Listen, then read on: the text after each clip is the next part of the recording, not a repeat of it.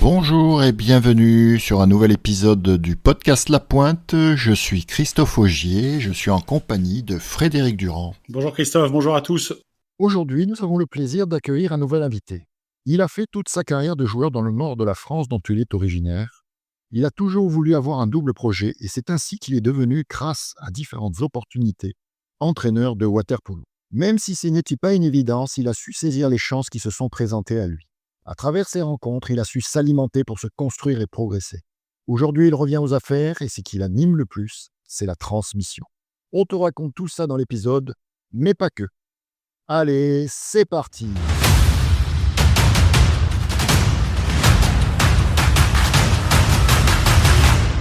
Nouvel épisode et cette semaine, à nouveau, on enchaîne les invités et un invité qu'on n'avait pas vu depuis un petit moment sur le devant de la scène poloistique française. Il fait son retour à Douai. On a la chance d'accueillir Yann Clé à notre micro. Yann, est-ce que tu peux te présenter en quelques mots, s'il te plaît? Moi, je suis Yann Clé, j'ai été joueur au FNCD. Après, j'ai été entraîneur du FNCD. J'ai eu aussi la chance d'être coach assistant de l'équipe de France pendant 4 ans. J'ai 43 ans. J'ai fait quelques sélections avec l'équipe nationale aussi, de 2001 à 2007, il me semble. Et je reviens aux affaires courantes, comme on le dit, l'année prochaine avec le nouveau FNCD. Alors, tu viens de nous le dire, donc pour ceux qui te connaissent un peu moins, que je pense qu'il y a majoritairement maintenant, on te connaît sous ta casquette entraîneur, mais comme tu l'as dit, tu as commencé en tant que joueur. Est-ce que tu peux nous retracer ton parcours en tant que joueur et comme ça, ça montrera aussi l'évolution qu'il y a eu dans ton parcours et ce qui t'a amené ensuite vers l'entraîneur. Donc j'ai commencé ma carrière, j'ai commencé le water-polo à Cambrai, donc au début des années 90. Donc un club qui jouait en National 3, où on a eu la chance de gagner une médaille au championnat de France 15 ans à 7 en 1994, donc une médaille de bronze en gagnant contre Nice 18, donc une chose incroyable pour un petit club comme Cambrai. Et au fur et à mesure des choses, il y avait un club à côté, Denain, qui a une 30aine de kilomètres de Cambrai, qui avait une excellente formation avec quelqu'un que vous connaissez très bien tous, je pense, un arbitre, Dominique Novak, qui gérait la formation à Denain à cette période-là. Que est arrivé le moment où je devais faire un choix, parce que je pouvais rester à faire du sport loisir à Cambrai, mais il y avait quand même un club à côté qui pouvait me permettre d'essayer de franchir quelques paliers. Et donc la saison 97-98, je suis parti avec quelques Cambraisiens à Denain. Et on a fini champion de France minime et champion de France cadet. Donc chez les cadets, il y avait Arnaud Jablonski, Fabien Gillot, Nicolas Mélard. Et on a réussi à gagner donc ce double titre et à obtenir le droit aussi de monter en National 1 grâce aux résultats obtenus par la National 2. Il y avait quelques bons joueurs issus de la formation nordiste. Et le président de l'époque, Jackie Mercier, a été voir en mairie et la mairie n'a pas voulu suivre pour qu'on puisse accéder au niveau supérieur. Du coup, cataclysme. Et Douai, qui avait fini 4e cette année-là, 4e, 3e du championnat de N2, on leur a proposé de pouvoir monter à la place de Denain en 2e division. Chose qu'ils ont accepté. Donc, il y a une très grosse partie de l'effectif de Denain qui a bifurqué à Douai. Donc, moi, je suis arrivé à Douai la saison 98-99. On s'est bagarré à la fin de cette première saison au barrage à Bordeaux pour se maintenir dans la 2e division, vraiment à la dernière minute contre Fleury-les-Aubrais. Et ensuite, par les années d'après, on a eu la chance de gravir petit à petit les échelons en perdant contre Aix-en-Provence, où vous rappelez, surtout Fred, je pense que tu étais là. Ce fameux 3e match où on avait gagné à Douai, on a perdu le 2e match à Aix-en-Provence et la belle le dimanche, on a perdu d'un but en mort subite. But de Dylan Lise, pour ceux qui s'en rappellent. Moi, je m'en rappelle très bien. Et voilà, au fur et à mesure, donc on a pas mal alterné pendant ces années 2000 à 2006 où on était en bas de tableau, en haut de tableau de N1, en bas de tableau d'élite. On a fait 2-3 fois le yo-yo. Et moi, donc arrivé en équipe nationale en 2001, Paulo Malara, le sélectionneur de l'époque, a fait appel à mes services parce qu'il y avait besoin de nouveautés, de jeunes joueurs avec un peu d'envie, un peu d'abnégation pour pouvoir travailler. Et c'était une autre époque que celle d'aujourd'hui où on n'était pas du tout professionnel, où il n'y avait pas du tout de préparateur physique. Où vraiment, c'était une autre époque, nécessaire mais une autre époque. Paolo a arrêté ses fonctions en équipe de France en 2004 pour prendre l'Italie. Donc, Franck Missier est arrivé aux manettes de l'équipe de France en 2004 parce qu'avec Douai, je voyais qu'on n'arrivait pas à franchir ce step entre bas de tableau, d'élite, N1. J'ai fait le choix. J'ai été contacté par Marc Brisfer, qui était président de Tourcoing à l'époque. Et je suis parti à Tourcoing la saison, enfin, de 2004 à 2006, où j'ai eu la chance la première année d'être coaché par les anciens se rappelleront d'eux, par Patrice Péquer et Eric Balzac, deux anciens très très bons joueurs du championnat de France. Et l'année d'après, il y a Ladislau Balanov qui est arrivé. On est descendu avec Tourcoing. J'avais un projet pour rester à Tourcoing. J'avais parlé avec Marc Brisfer. Donc même si on descendait en N1, j'avais pour projet de rester à Tourcoing. On a rencontré le maire. Je suis allé avec Marc dans le bureau du maire pour avoir un mi-temps, être éducateur sportif dans les écoles et mi-temps détaché pour pouvoir jouer au water-polo à Tourcoing. Donc ça, c'était au mois de mai. Au mois de septembre, rien du tout. Donc j'ai Denain, donc encore Denain, à l'époque organisé un tournoi avec quelques équipes sympas, Reims, Strasbourg, il y avait Marseille qui est venu à une époque au mois de septembre. Et Alain Canon m'a demandé ce que je faisais, enfin si j'étais bien à Tourcoing, parce que c'était quelqu'un que j'avais eu comme président pendant 7 ans. Et je lui dis non, j'ai rien Alain, enfin j'ai rien du tout. Il me dit qu'est-ce que tu veux faire? Je veux passer mon BE2 parce que la formation m'intéresse et voilà, je veux passer mon BE2 et un contrat à déclarer parce que c'est un emploi jeune, il y avait des emplois jeunes qui existaient à l'époque. Il me dit lundi, je te signe un CDI emploi jeune et on paye ta formation BE2. Donc je pouvais passer la formation BE2 en haut niveau à Bordeaux comme j'étais encore sur les listes de haut niveau. Donc en 2 jours, j'ai dit oui, on y va, on fonce. Donc Tourcoing et Douai étaient en 2e division à l'époque. Donc ça c'est 2006. Et je pense que ça a été un vrai tournant, enfin, dommage pour Tourcoing, parce que ça aurait pu peut-être plus vivre ce que j'ai vécu à Douai avec Tourcoing, j'en sais rien. On peut pas réécrire l'histoire. Mais en tout cas, ça a été un vrai choix fort de ma part, où, enfin, voilà, en partant au mois de septembre, vous étiez bien que certains des dirigeants de Tourcoing, même Balanov, ils étaient pas très contents, mais c'est comme ça. Je suis quelqu'un d'engagement, je suis quelqu'un qui est assez loyal, enfin, pas assez, qui est complètement loyal. Donc voilà, j'ai choisi cette destination-là et le pôle espoir à Douai a ouvert en septembre.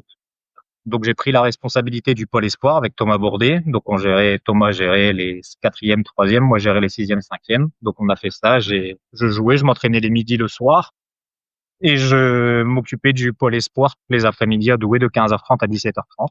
Donc de 2007 à 2014, donc j'ai fait sur ce fonctionnement-là. On a eu la chance d'avoir des très belles générations, des générations 94 aux générations 99, même 2001, où c'était pas facile de gagner les titres 15 ans et 17 ans, mais enfin voilà, on allait en finale assez facilement et on a eu la chance d'engranger pas mal de médailles d'or avec ces générations-là, grâce au fonctionnement qui avait été mis sur le pôle espoir ici à Douai.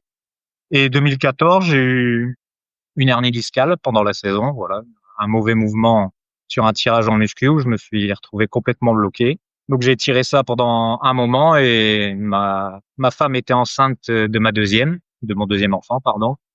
Et je me suis dit avec le changement de règles à cette époque, il y avait le changement de règles avec le grand bassin où on pouvait plus jouer au glacis pour pouvoir être performant au niveau international, patati patata. On devait jouer à Valenciennes. Valenciennes, la piscine elle brûle en août, septembre. Donc on s'est retrouvé à aller à Tournai. Et j'avais pas l'estomac pour faire ça à cet âge-là, clairement. La première année où je décide d'arrêter, je prends en charge les U17 et les U13. Donc, je prends en responsabilité. C'est la seule fois où j'ai été pro. La première fois où j'ai été vraiment pro, parce qu'avant, j'avais un contrat de pro, mais vous avez bien compris que à la formation et à l'entraînement, j'étais un peu partout. Thomas Bourdet, qui était l'entraîneur en place après cette saison, a allé à tourner tous les samedis, tous les vendredis, les jeudis soirs, pour pouvoir faire des matchs d'entraînement. On a eu un peu marre et on m'a proposé de prendre l'élite en 2015, du coup en septembre 2015. Donc j'ai pris l'élite à Douai de septembre 2015 à mai 2022, donc avec plus ou moins des résultats. J'ai eu cette chance entre-temps aussi d'être coach assistant de l'équipe de France, comme je l'ai dit en préambule. Et après Douai, c'est souvent comme ça, sur un petit événement, on devait partir en stage à Herceg-Novi, donc un truc prévu, j'organise le stage avec à Kotor, donc vous vous doutez bien avec Nenad Vukanic, donc on organise tout est préparé pour pouvoir faire ça. Et au mois de janvier, il y a mon président qui dit finalement on fait pas le stage. Et ça a été la goutte d'eau qui a fait déborder le vase. Pour être lucide, il n'y a pas non plus des millions de dollars qui tombent de partout, mais pour moi c'était nécessaire de faire ce stage. Et là c'était la goutte d'eau qui faisait déborder le vase. Donc j'ai dit, c'est la seule fois où je lui ai dit d'ailleurs à mon président qu'il pouvait trouver un autre entraîneur pour l'année prochaine. Et 2-3 mois après, on a appris les déboires financiers que rencontrait le club. Donc voilà, donc ça m'a peiné parce que même si j'étais sûr et certain de partir, ça m'embêtait pour la transmission par rapport à Romain, par rapport à Jérôme, par rapport à Thomas, aux éducateurs et aux entraîneurs qui allaient rester en place.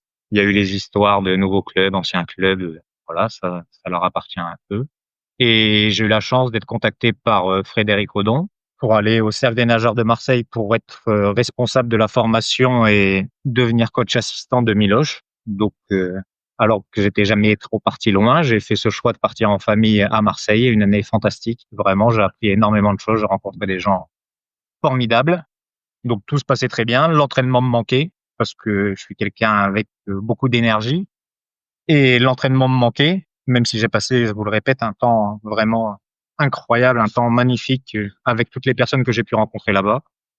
Et Strasbourg m'a contacté, comme Marc Amardey partait à Tahiti au mois de février, a donné sa décision à Strasbourg. Donc Strasbourg m'a appelé, Stéphane Metzger m'a appelé en février, mars, il me semble, de l'année où je suis à Marseille. Et j'ai pas trop réfléchi longtemps, en fait. Je me suis dit que de coacher une équipe européenne dans une structure assez pro, pour driver un projet vers l'Europe, peut-être même.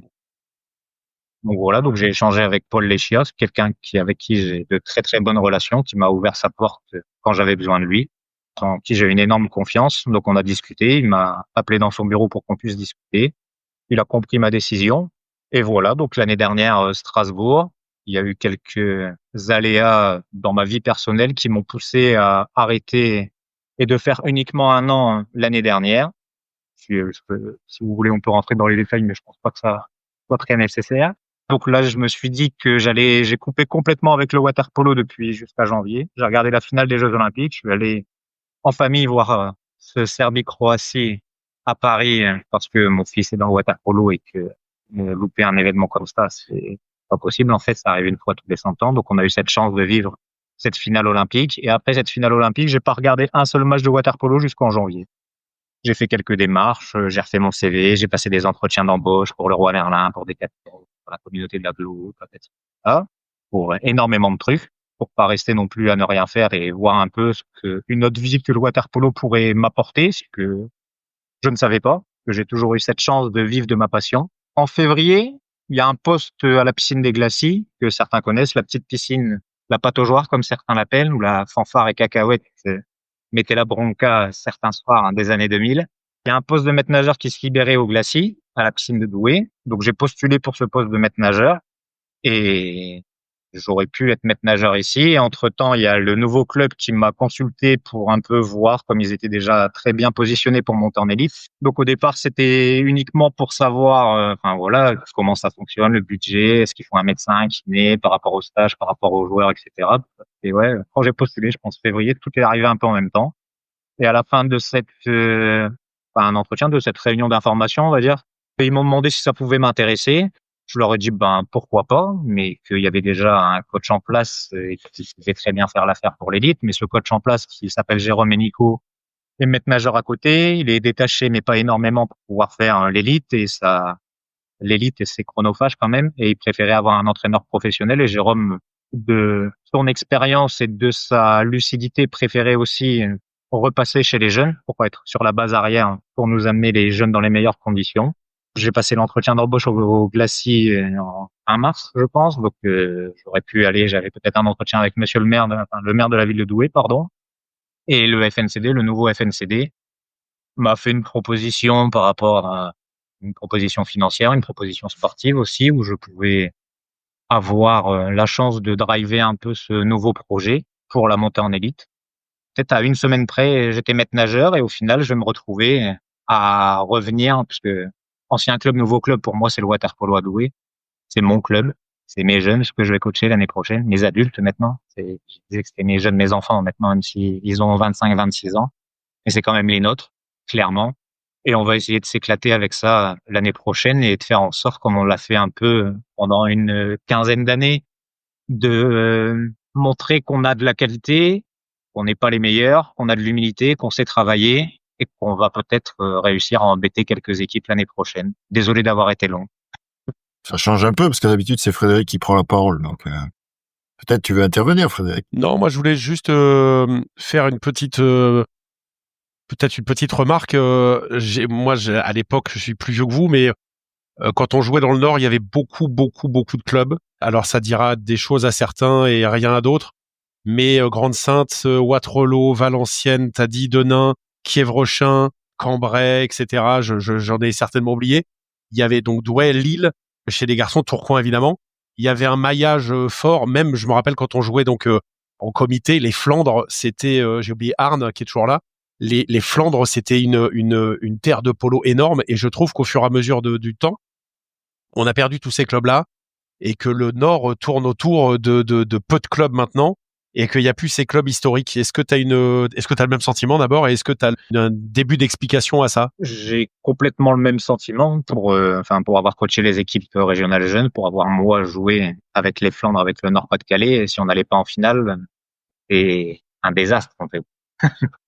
Donc Ouais. on se bagarrait souvent avec le CIF et avec la PACA. Enfin voilà, les 3 médailles c'était souvent CIF, PACA et Nord-Pas-de-Calais. Ça s'est désagrégé à partir, je sais pas si c'est la période Covid, je sais pas si c'est le fait aussi qu'on ait perdu Christian Farjas, qui a été une cheville ouvrière énorme, énorme pour la formation, pour la mise en place des stages, pour la mise en place des tournois. On allait, enfin, les générations 84 à 87, on allait en stage en Croatie, en Slovaquie. À un moment donné, il y a plus trop de moyens. Est-ce que c'est financier? J'en sais rien. Mais en tout cas, ce qui est sûr et certain, c'est que la qualité de la formation nordiste, elle a perdu quand même en densité. Il y a toujours ces Tourcoing, là, à l'heure actuelle, démontrent avec les enfants qu'ils ont chez eux, je pense qu'ils vont être pas très loin de monter dès l'année prochaine. Nous, on recommence un peu avec cette génération 2011 qui a fait finaliste au championnat de France U14. Mais le chemin est très long, en fait. Faut pas, je dirais pas qu'il faut enterrer tout le monde parce qu'il y a Arras qui revient avec quelques jeunes intéressants. Il y a Valenciennes aussi qui revient avec quelques jeunes intéressants. Et après, je pense qu'on est passé aussi dans un monde professionnel où avant c'était les maîtres nageurs, les chefs d'entreprise qui venaient, qui comptaient pas leurs heures, qui venaient gratuitement. Hein. Fred a connu ça, je pense, encore mieux que nous. Et là, je sais pas s'il y a beaucoup de jeunes entraîneurs qui se rendent compte de la charge de travail que c'est de bien s'occuper des jeunes, en fait. Par rapport à la logistique, par rapport aux parents. Je pense pas, les générations ont peut-être changé. Ouais, ok. Mais moi, je suis persuadé que si je devais retravailler sur une jeune catégorie, on n'est pas le même parce qu'on évolue avec le temps, mais que mon mode de fonctionnement, il serait quasiment le même. Je sais pas si j'aurai autant de résultats. Ça dépend quand même des 2, 3 talents et de la masse de joueurs que tu as. Je sais pas si c'est la politique régionale. Je sais pas si c'est la densification aussi du Sud, parce que Monaco pousse très, très fort ces derniers temps. Il y a Marseille, du coup, qui veut essayer de faire en sorte de rattraper Monaco. Il y a Aix-en-Provence qui est très fort aussi chez les jeunes. Après, avec certains trous de génération, mais quand c'est des moyens trous. Pas comme nous, on a eu un trou entre les 2007 et les 2011. Donc, je sais pas trop l'expliquer. Je pense vraiment que ça appartient à la bonne volonté et à l'enthousiasme et à l'envie des personnes de mettre en place ce projet. Parce que je crois pas au fait qu'on puisse être aussi fort, avec une telle densité, avec autant de qualité, des gens qui ont joué les Coupes d'Europe avec Tourcoing, enfin voilà, pendant 10 ans, c'était un vivier le Nord. Et là, c'est plus trop un vivier, en fait. Et pour discuter certaines fois avec les coachs des Balkans, les Balkans recherchent la masse. À la base, ils cherchent la masse. On n'aura jamais la même masse qu'aux Balkans. C'est une certitude parce que c'est culturel chez eux, plein de raisons. Parce que pour eux, c'est une réussite sociale. Tu peux gagner ta vie en étant joueur professionnel de water-polo. En France, si tu dis à tes parents à 14 ans que tu vas être joueur professionnel de water-polo, sauf si tu joues à Marseille, peut-être, il y a pas beaucoup de parents qui vont dire, vas-y, fonce mon coco. C'est pas possible. Enfin, c'est pas possible. Très peu, en tout cas. Et cette culture sportive-là, elle est difficile à avoir. En plus, aujourd'hui, avec les bassins qui sont de moins en moins disponibles avec les DSP, il n'y a pas trop de piscines privées, mis à part pour le Cercle, mis à part pour l'INSEP qui va aussi ouvrir l'année prochaine. Donc, je crois vraiment, moi, au fait qu'il faut retrouver de la masse un peu partout et surtout, et les clubs environnants. Moi, je sais que quand j'ai coaché Douai pendant ça, en élite, j'allais les mardis, certains mardis, pas tous les mardis, mais certains mardis, certains jeudis, avec une équipe amoindrie, où les 2, 3 joueurs qui sont majeurs, ils restent à la maison, et d'aller échanger avec Arnes, d'aller échanger avec Denain, d'aller échanger avec Valenciennes, d'aller même en Belgique, à Moucron, Steven Vitran, il sort pas du chapeau, quoi. C'est parce qu'on a eu une relation de confiance avec la Louvière. La Louvière est venue quasiment 3 ans, je pense, sur toutes les petites vacances pour faire des stages avec les gamins. le coach de la Louvière, Denis Lémence, que je vais citer parce que c'est aussi une personne incroyable. Là, c'est ça qui est bien dans notre sport, c'est qu'on fait des très belles rencontres, des très très belles rencontres. Et qui m'a dit, ah bah tiens, j'ai un jeune qui est pas mal. Et Steven Vitran, il est arrivé à Douai parce que la connexion avec la Louvière de Douai, en fait. Et surtout, je parlais d'humilité tout à l'heure, pas croire qu'on a la science infuse et qu'on sait faire parce qu'on a des médailles, parce qu'on a ça. Et j'arrive un jour sur le bord du bassin en me disant, je sais, je peux arrêter le bassin, clairement. Yann, t'as su très tôt, quand tu jouais encore, que t'avais déjà cette réflexion d'entraînement, alors pas forcément d'entraîner des adultes, mais de formateurs. T'as eu ce truc-là, ce déclic très tôt? Ce déclic, je sais pas, mais j'ai toujours voulu mener un double projet. J'ai eu pas mal d'opportunités en étant en équipe de France, en étant à Douai, qui est un club moyen, tous les ans de pouvoir partir pour être joueur professionnel de water polo. J'ai eu tous les ans des opportunités pendant les 6 premières années, là, de 2001 à 2007. J'aurais pu partir tous les ans. Mais je faisais mes études à côté et pour moi, mon équilibre personnel de sportif passait par un double projet. J'ai toujours voulu aller à la fac. Alors, j'allais pas tous les jours, j'ai aimé mener un double projet. Je suis allé jusqu'en master pour essayer de trouver cet équilibre, en fait, de voir d'autres personnes, de pas rester dans mon cocon de water polo. Et le déclic pour être entraîneur, c'est d'être dans un club formateur où tu vois qu'il y a la possibilité pour les jeunes qui arrivent à 6 ans, qui apprennent pour juste savoir nager, et que tu leur apprends un peu le water polo, de transmettre. J'ai mon petit frère, il a 8 ans d'écart avec moi, donc c'est pas mon fils, mais il y a quand même une grande différence d'âge. Donc de donner le bon sens, de donner le chemin, d'essayer de transmettre, de donner l'énergie, de leur faire comprendre certaines choses, de laisser un héritage, si on peut parler de ça, par rapport à, voilà, ta manière d'être, par rapport à ta manière de te comporter, par rapport à ta manière de t'entraîner, par rapport à comment tu vois les choses. Ça m'est arrivé, je pense, l'année où j'ai quitté Tourcoing, en fait, où il y a eu cette opportunité de pouvoir avoir le BE2. J'ai vraiment eu ce déclic quand on m'a donné la responsabilité de gérer le pôle espoir à Douai. J'avais 26 ans, donc c'est quand même relativement jeune. Il fallait, même si le water polo d'hier n'était pas celui d'aujourd'hui, loin de là, mais il fallait quand même être assidu, il fallait quand même prendre soin de soi, parce que on t'entraînait déjà 2 fois par jour, t'entraînais les gamins l'après-midi. Quand tu rentrais d'Aix-en-Provence à midi, ben, t'avais un match à Denain ou t'avais un tournoi, je sais pas où. Les vacances scolaires, il n'y a pas de vacances scolaires, où tu dois faire le stage à Solesmes où tu fais 3 entraînements par jour, et pendant les 3 entraînements, bah, tu dois trouver 2 fois 1 heure pour toi t'entraîner. Moi, ce qui m'a toujours intéressé, c'est de partager, en fait, avec les gens et d'essayer de transmettre ce que j'avais à transmettre. Mais ça, c'est venu, enfin, je sais pas si j'avais grand chose à transmettre au départ, clairement. C'est vraiment les entraîneurs, les échanges avec les coachs que j'ai pu avoir, les joueurs. J'ai eu cette chance en 2001, comme je vous l'ai dit, de faire les championnats d'Europe avec Paolo. Comme c'était dur vraiment pour les jeunes avec Paolo à cette époque, ceux qui étaient là s'en rappelleront, vraiment dur psychologiquement, physiquement, c'était vraiment très très dur. Et en plus, quand t'es personne, enfin, quelqu'un maintenant, mais voilà, je sors de Douai, personne te connaît, donc il fallait vraiment se la couler. J'ai eu cette chance que des mecs comme Vincent Denardi, comme Manu Duché, comme Christophe, comme Olivier Chandieu, comme Tibor Varga, comme Oleg Pouzankov, ils me prennent sous leur aile et qui m'accompagnent dans les périodes où tu rentres dans ta chambre, t'as envie de pleurer, en fait. Parce que t'es crevé, parce que tu te dis, mais pourquoi t'es là? Mais vraiment, je pense que Christophe s'en rappelle. Et après, est-ce que c'était un test, c'est sa manière de fonctionner? Peu importe, en fait, à Paul Monde. Au final, on s'en fiche. J'ai vraiment gagné des grands frères qui m'ont accompagné. Et ça, je suis sûr et certain, c'est des choses qui m'ont marqué à l'intérieur de moi. Et ces personnes-là, je sais que si j'appelle Christophe aujourd'hui, que je suis sur Vitrolles, je suis sûr que je peux boire un café avec lui. Olivier Chandieu, j'ai une relation magnifique avec lui. Vincent Denardi, c'est pareil. J'ai cette relation de confiance avec ces mecs-là parce qu'ils m'ont pris sous leur aile, en fait. Et ils se sont pas dit, toi, t'es un mec qui vient de Douai, tu sais pas jouer au water polo, même s'ils pouvaient le penser. Vraiment. J'ai pas de honte à dire ça. Ils pouvaient peut-être le penser. Mais je me suis accroché. Et c'est le message que je veux transmettre, en fait. Que c'est pas parce que tu sais pas faire aujourd'hui que dans 3 mois, tu sauras pas faire. Et on va essayer, c'est après, si c'est dans 6 mois. Et si dans 1 an, 2 ans, ton âge, le niveau de l'équipe, ton ambition personnelle correspond pas au projet de club, au projet, bah, c'est pas grave. Il y a des clubs aux alentours. C'est pas grave de pas faire l'élite, en fait. C'est pas grave. Moi, je suis autant content d'avoir réussi avec un gamin comme Tianon, Le Prin, avec des gamins des générations 95 à 98 et Arthur David qui joue à Arnes, Armand Boulet qui joue à Arnes, des mecs qui peuvent jouer à Denain, des mecs qui jouent à Moucron. Il faut tout, en fait. Et on peut pas faire que de l'élite. C'est pour ça qu'il nous faut cette masse, je pense. Et après, chacun choisit son projet. Déjà, les capacités, qui a les capacités, qui a pas les capacités.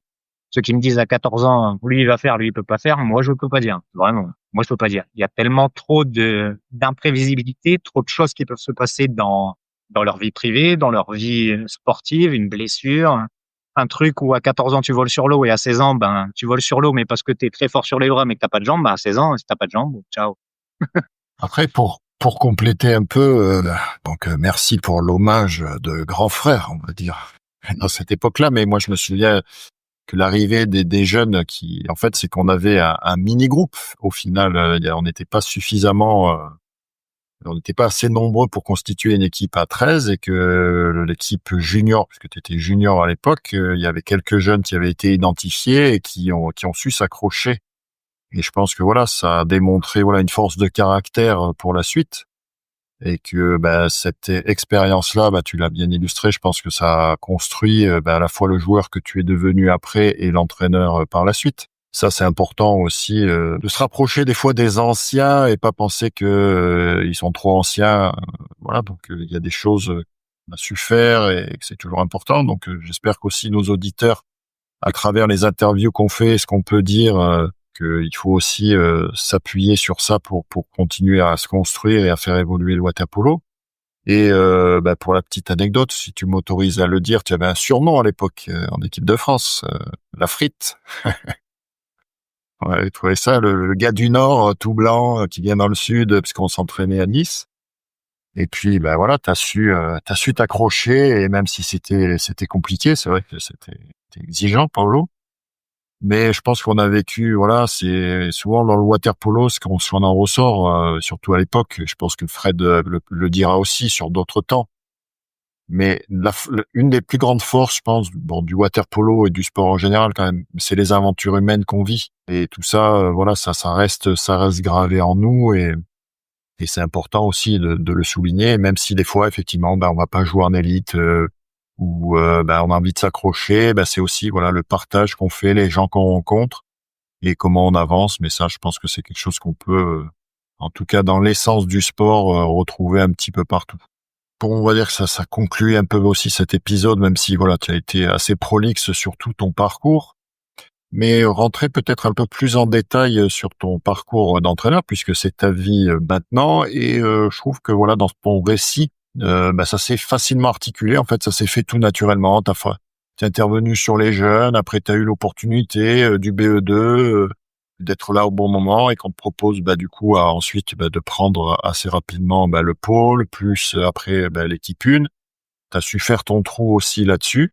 On passe un peu plus en détail sur la carrière d'entraîneur. T'as donc été l'entraîneur adjoint donc t'as été responsable de la formation au Cercle et t'as été entraîneur adjoint de Miloš Šepanović. Le Cercle a toujours, je sais pas ce que t'avais comme perception du Cercle avant d'y aller, mais le Cercle a toujours une espèce de halo de choses un peu bizarres. Et puis en fait, quand on y est à l'intérieur, on s'aperçoit qu'en fait, ce qu'on avait entendu un petit peu avant d'y aller n'est pas toujours vrai.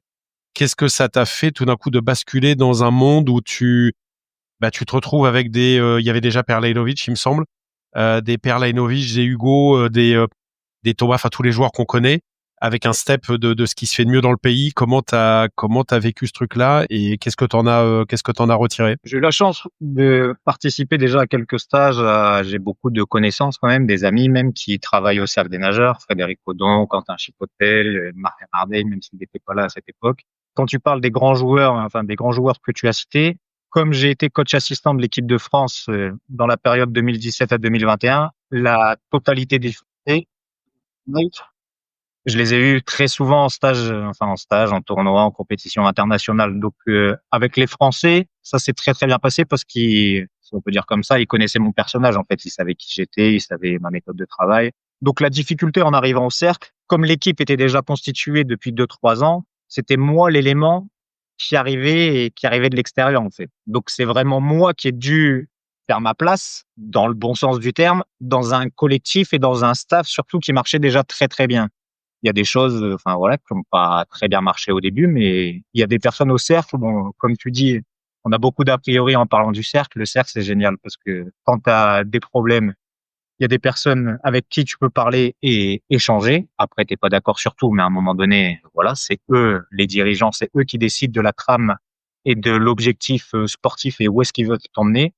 Donc, moi, j'ai eu 2 réunions, une avec Frédéric Odon, une avec Romain Barnier, parce qu'au départ, ma place, enfin, je savais pas trop la trouver, etc., etc. Mais après, c'est tout.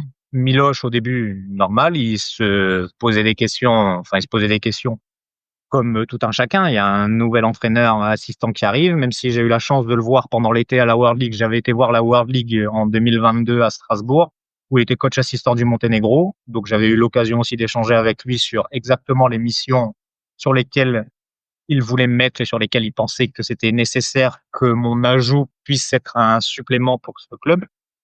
Et Miloche, la chance que j'ai eue, c'est que je le connaissais aussi, comme on a fait beaucoup de camps d'entraînement, de matchs avec le Monténégro pendant ma période entraîneur assistant de l'équipe de France.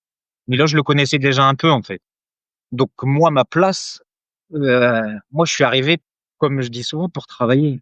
C'était quoi tes prérogatives? On t'a dit à un moment donné, l'adjoint, il doit faire de ça à ça, pas ça. C'est quoi les prérogatives? Pas du tout. Il y a aucune prérogative. On m'a dit, tu vas être coach assistant de Miloche et tu vas être responsable de la formation. Le but, c'est de densifier cette formation, ce dont on parlait tout à l'heure, de faire en sorte qu'on devienne un vrai pôle d'excellence chez les jeunes et qu'on réussisse à avoir ces 1 ou 2 jeunes de notre formation qui puissent intégrer le groupe de l'équipe première quand ils arrivent à 18, 19 ans. Mais on m'a pas dit c'est ça, ça, ça. Après, c'est Miloche qui m'a drivé sur le terrain. Il y a Romain Barnier qui intervient sur la natation, qui m'a aussi drivé parce que certaines fois, il pouvait peut-être pas venir parce qu'il est directeur sportif aussi sur des séances de natation. J'ai assisté aussi à toutes les séances de préparation physique, mais ça, c'est parce que ça m'intéressait et aussi parce que c'est bien de savoir un peu, de prendre la température après une défaite, après un match gagné, de l'atmosphère des joueurs, ce qui peut se dire en salle de muscu, comment tu les vois, est-ce qu'ils sont fatigués, est-ce qu'ils sont pas fatigués, pour que je puisse faire le lien avec Miloche, parce que je savais quelle séance il comptait faire. Voilà, sur le bloc de la semaine, souvent on préparait les blocs à 15 jours à l'avance, et il y avait des modifications au fur et à mesure pour lui dire, bah là peut-être il faut peut-être un peu moins pousser. Et après moi je lui donnais les indications, et après Miloche décide, c'est lui le chef. Moi j'étais là aussi pour m'enrichir, pour me permettre aussi de franchir un step sur cette préparation physique, parce que Pierre-Antoine Raffaelli, c'est quelqu'un qui s'y connaît extrêmement bien dans la préparation physique. Donc, j'ai appris énormément de choses avec Miloche sur la préparation physique dans l'eau avec Romain Barnier, parce que moi, là, les dernières séances de natation que j'ai faites, c'est quand j'étais en STAPS dans les années 2000. Donc, tout a évolué. C'est un ponte. On n'aime pas Romain Barnier, mais dans ce qu'il fait, c'est un ponte, vraiment. Il connaît, il maîtrise son sujet. Il a pas gagné les médailles olympiques comme il a gagné sans avoir de la qualité. Et il a de la qualité. Et au niveau humain, je pense que tu voulais sous-entendre tout à l'heure, Fred, j'ai passé une année magnifique.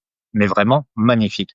Je me suis éclaté. Il m'a juste manqué cette année-là le fait de pas coacher une équipe. Mais je suis persuadé, enfin, ça, on peut pas réécrire l'histoire, que si j'avais demandé à Paul, à Monsieur Léchia, à Frédéric Odon ou à Romain Barnier de prendre une équipe parce que ça me manquait, et je suis sûr et certain, si j'ai pas Strasbourg, je peux être encore à Marseille aujourd'hui, en fait.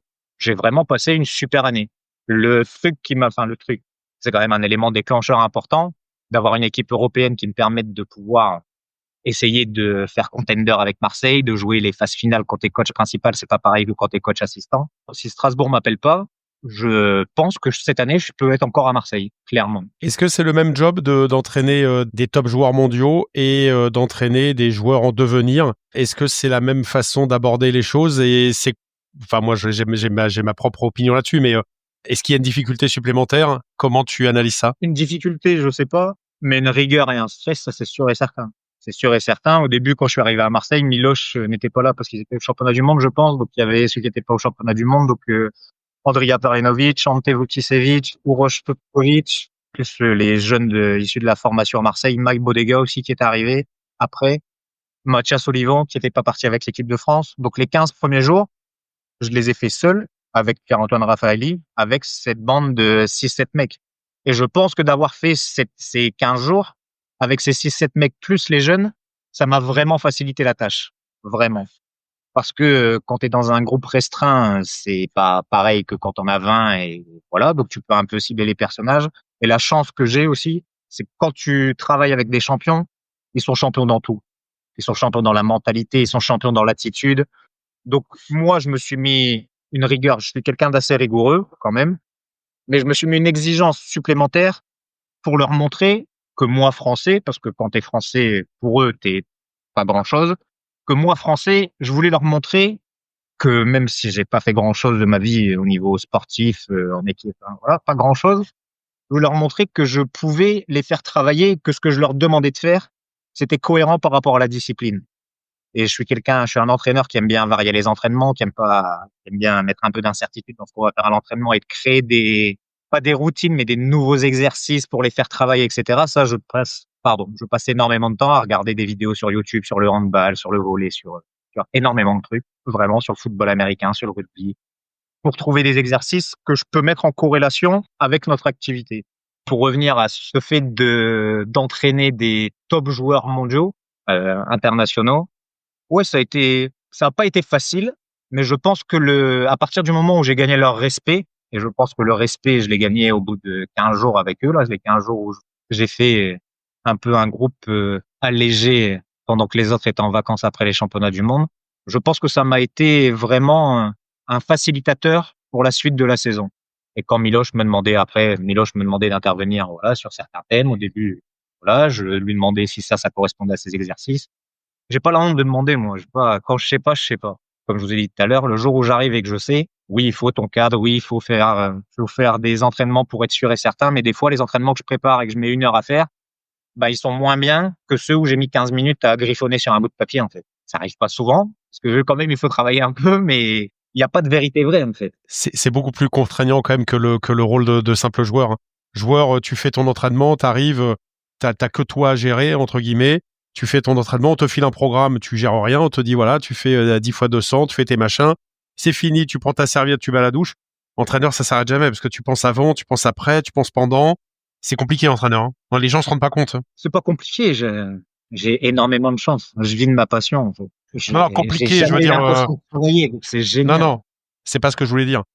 Pas compliqué dans ce sens-là, c'est que la charge mentale tu débranches pas souvent quand t'es entraîneur. Joueur, tu peux débrancher parce qu'à un moment donné, tu t'évades et t'as fini ton entraînement, ta journée est finie. Mais entraîneur, souvent, c'est difficile de débrancher. Ça dépend de ton staff. Moi, je sais que là, par exemple, pour avoir été coach assistant de Nenad et de Miloš, les 2 fois où j'ai été coach assistant, c'est une soupape aussi pour eux. Parce que tu sais, quand t'es coach, tu sais la charge mentale, tu sais la charge de stress, tu sais la charge, voilà, t'es entraîneur professionnel, tu sais que c'est plus facile de dégager un entraîneur que de dégager 4 joueurs, quoi. Clairement. C'est les sports, ça marche comme ça. Toi, t'es une soupape et ton staff, il doit te permettre ça, il doit te permettre de te changer un peu la tête, il doit te permettre de voir les choses un peu différemment. Des fois, c'est chaud, parce que tu peux pas toujours être d'accord. Mais le but, c'est pas d'être d'accord, c'est qu'on aille tous dans la même voie et qu'on soit le plus performant possible. C'est pas grave de se fâcher, vraiment. C'est pas grave. Faut pas se fâcher tout le temps non plus, parce qu'à un moment donné, ça veut dire que la relation, t'as des divergences avec les personnes avec lesquelles tu travailles. Mais c'est bien de se fâcher.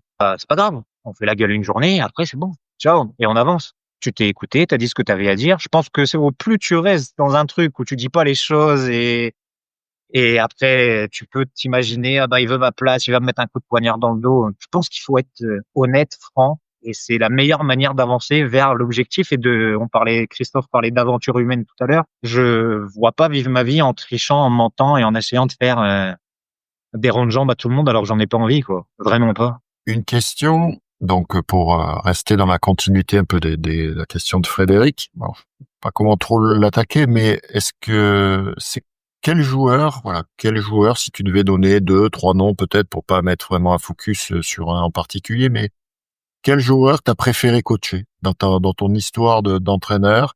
Est-ce que c'est des jeunes qui sont doués, qui ont su évoluer, qui jouent, tout à l'heure tu parlais de Steven Vitran, mais voilà, maintenant qui est international. Est-ce que c'est un Perlainovic? Est-ce que c'est un Mike Bodegas? Voilà, qui t'as préféré coacher? J'ai pas de préférence. Ça va peut-être être une réponse politique, mais j'ai pas de préférence parce que les périodes et les joueurs sont pas au même niveau, sont pas dans la même structure et tout est différent, en fait. J'ai autant de respect et d'amour pour Charles Cannon qui m'a fait des saisons magnifiques, qui a gagné les titres, ou Steven Vitran, Le Point, Michel, tous les jeunes que j'ai eu à Douai, où c'était des jeunes et ils savent pas, enfin voilà, tu les amènes vers la route de peut-être un futur métier, que des Misic, que des Petkovic, que des Bodega, que des Crozia, que des Thomas Vernon, que des Petkovic, que des Popadic, que des Hugo Fontani. Et quand tu partages 24 heures sur 24, parce que quand t'es avec les mecs, tu pars en stage et tout, tu es souvent avec eux. C'est pas love story, mais tu es pas loin quand même, vraiment, surtout quand tu pars en équipe de France. Il y a forcément une relation qui est différente avec ceux que tu as eu pendant plus de temps qu'avec les autres. Même si Perlenovic, je l'ai eu qu'un an, et pour moi, je sais pourquoi il a gagné 2 fois la médaille olympique, et qu'il a gagné, je pense, 5 fois la Champions League. Parce que c'est un mec, il m'a appris autant que, en un an, j'ai plus appris juste avec lui en le regardant et en discutant avec lui que peut-être en 3-4 ans. Et c'est un mec, c'est un travailleur. Non, comme je vous disais tout à l'heure, je crois pas aux grands champions qui soient pas humbles et qui soient pas ouverts à la discussion. Celui qui marche et qui dandine des épaules sur le bord du bassin et qui regarde à 4 kilomètres de haut, moi, j'y crois pas, en fait. Pour en avoir rencontré quelques-uns, les plus grands champions, je suis sûr et certain qu'ils sont dans la transmission, qu'ils sont dans l'échange, qui regardent un peu les entraînements des jeunes derrière. Enfin, voilà, plein de trucs. C'est pour ça en sortir un ou deux, enfin même deux ou trois, je peux en citer 50 en fait, parce que pour moi tous ils font partie de mon cheminement, ils font partie de ma vie. Je les apprécie, il y en a que j'apprécie pas du tout, mais ça ils savent qui. Ça c'est pas grave, mais ils sont très rares. Mais il y en a quelques-uns avec qui ça a pas matché. Voilà, c'est comme ça, c'est comme dans la vie, tu peux pas être apprécié de tout le monde, c'est pas grave. Mais la majeure partie des mecs, enfin voilà, je le vois là, j'ai qu'un seul réseau social, c'est LinkedIn. Et je vois quand je poste un truc tous les 4 mois, j'ai pas cette rigueur comme vous et cette capacité à mettre des bons trucs. Je suis pas très bon communicant par rapport à ça. À ce que je revenais à Douai et tout, ça fait plaisir de voir un peu qui te suivent et les messages que tu reçois sur ton téléphone quand Sopolo a envoyé l'annonce comme quoi je revenais à Douai. T'as des mecs, ça fait chaud au cœur en fait. Moi, ce qui m'intéresse, c'est que si je me balade à Aix-en-Provence, si je me balade à Marseille, si je me balade à Nice et que je croise Andrea Denardi, si je vais à Aix-en-Provence et que je croise Guillaume Dino, je sais pas, enfin voilà, je peux citer plein de noms. Juste qu'ils sont en face du trottoir, qui traversent pour me dire bonjour en fait. Moi, j'attends pas plus, mais vraiment. Et ça veut dire qu'on aura passé une aventure humaine ensemble intéressante. Et il y a des divergences, on n'a peut-être pas réussi tout ce qu'on voulait faire. Je suis vraiment sur ça en fait. Oui, je veux faire des champions. Oui, je veux gagner les matchs. Oui, je déteste perdre. Mais je sais qu'en détestant perdre, je vais perdre beaucoup de matchs l'année prochaine quand même. Mais c'est comme ça. Et prendre un gamin en U9 et puis le voir petit à petit franchir les U11, les U13. Enfin maintenant c'est les années paires, donc les 14, 16, 18. Et au bout d'un moment, ce long processus de formation, de maturation, voir le gamin tout d'un coup éclore et donner un petit peu la promesse qu'il était, mais c'est tellement aléatoire ce chemin-là parce que tu peux t'égarer, tu peux tomber sur un mauvais formateur, tu peux arrêter les études, le bidule.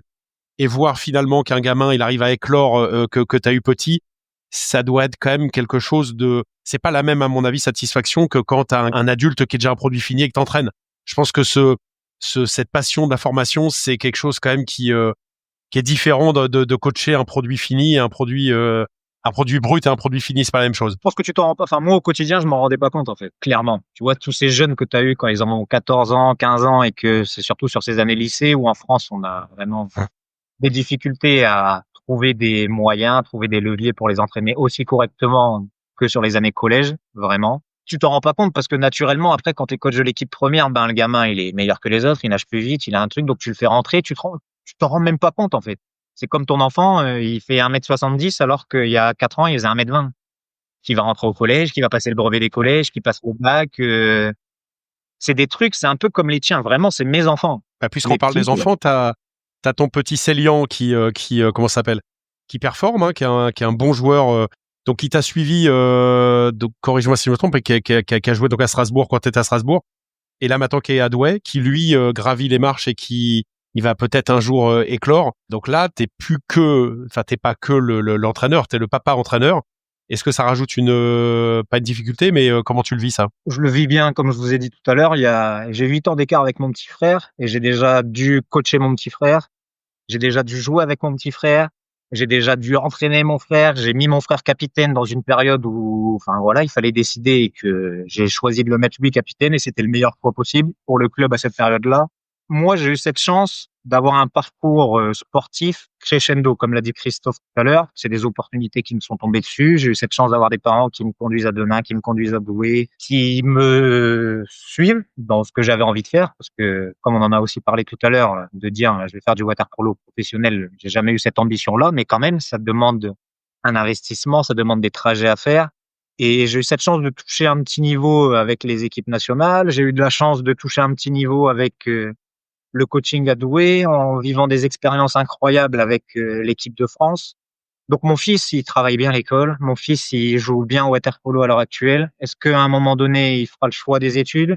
À un moment donné, il fera le choix du water-polo? En tout cas, lui, il veut être poloiste professionnel aujourd'hui. Lui, il veut ça. Mon épouse est un peu mitigée par rapport à ça, mais on va l'accompagner. C'est le rôle de parent, en fait. Je sais pas de quoi demain sera fait. Est-ce qu'il finira ingénieur? Est-ce qu'il finira kiné? Est-ce qu'il finira maître nageur? Est-ce qu'il jouera et gagnera la Champions League avec Marseille, avec Strasbourg, avec Tavernier, avec Douai? Ça, je sais pas. Moi, je suis là, comme on est parents, on fait souvent du mieux qu'on peut et on essaye de l'accompagner. Moi, je suis là, je suis un peu en retrait de tout ça parce que je veux pas rentrer dans il est bien, il est pas bien. Comme je vous ai dit aussi tout à l'heure, à 14 ans, ouais, c'est bien, mais j'en ai connu 1000 en fait des enfants qui étaient bien à 14, 15 ans et qui ont pas franchi le cap. Donc j'espère qu'en étant un peu dans le milieu du sport, on saura l'accompagner un peu mieux et qu'il puisse vivre ce qu'il doit vivre, que ce soit sportivement ou scolairement. Je voulais aborder un autre sujet avec toi qui a été le développement et la mise en lumière de l'équipe de France A par le biais de résultats qu'on n'avait jamais connus, puisqu'on est passé d'abord de la non-participation aux grandes épreuves, après donc ça c'est un peu mon époque, après à la simple participation sans espoir de résultats ou quoi que ce soit, à tout d'un coup une équipe qui a performé comme jamais avec une 6e place mondiale, avec une 4e place qui a laissé beaucoup de regrets parce que on est à 2 doigts quand même je dis mais on est à 2 doigts de faire mieux. Les Jeux de Tokyo qui ont été ratés, mais de très très peu, ce fameux match contre la Grèce à Rotterdam, et puis les Jeux de Paris. Comment t'as vécu cette exposition et cette embellie de résultats, et c'est quoi ton regard sur la perf des Jeux de Paris 2024? Comment je vis la performance de l'équipe de France sur les 10 dernières années? On s'est qualifié quand même pour Rio en 2016, donc ça va faire 10 ans. C'est génial, en fait. Moi, je suis supporter numéro 1 de l'équipe de France. Parce qu'à un moment donné, si l'équipe de France réussit, forcément, ça va sûrement nous amener un peu plus de gamins à l'école de natte, à l'école de water-polo pour pouvoir avoir cette masse dont je vous ai aussi parlé tout à l'heure. Donc, si l'équipe de France, elle réussit, c'est sûr et certain qu'on aura, nous, entraîneurs, à n'importe quel niveau que ce soit, une réussite aussi par la suite, en fait. Peut-être que si l'équipe de France, elle gagne 2 fois les Jeux Olympiques, peut-être que mon salaire à l'heure actuelle, je vais prendre 20% de plus alors que mes qualités seront les mêmes. Peut-être qu'il y a des joueurs de l'extérieur, si le championnat de France évolue un peu et qu'on retrouve une élite avec 12 équipes, peut-être qu'il y a des vrais joueurs de l'extérieur, des vrais internationaux comme Marseille réussit à le faire, qui viendront apporter une plus-value à notre championnat de France. Moi, comment j'ai perçu les Jeux de Paris, j'ai été déçu. Mais comme beaucoup de joueurs, je pense, pour avoir écouté votre podcast avec Romain et Alex et Hugo aussi, je crois. Oui, on est déçus. Après, est-ce que d'avoir performé 2 fois sur la même année, est-ce qu'on peut avoir un pic de forme 3 fois sur la même année? J'en suis pas persuadé. Beaucoup de joueurs, de ce que j'entends, ont dit qu'ils étaient peut-être trop restés dans un truc de performance, à pas vouloir sortir, à pas vouloir s'aérer. Est-ce que c'est cette bulle mise autour d'eux qui les a freinés? Est-ce que c'est le sélectionneur aussi disait que Florian Brouzot disait que c'était le fait de faire les jeux à la maison, l'impact des jeux à la maison, la pression des jeux à la maison.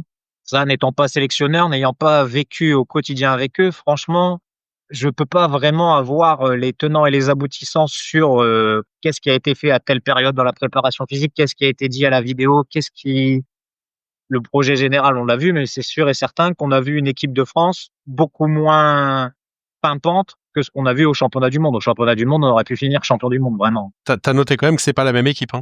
95%, c'est la même équipe. Mais c'est pas la même. Après, je sais pas. J'ai pas les facteurs.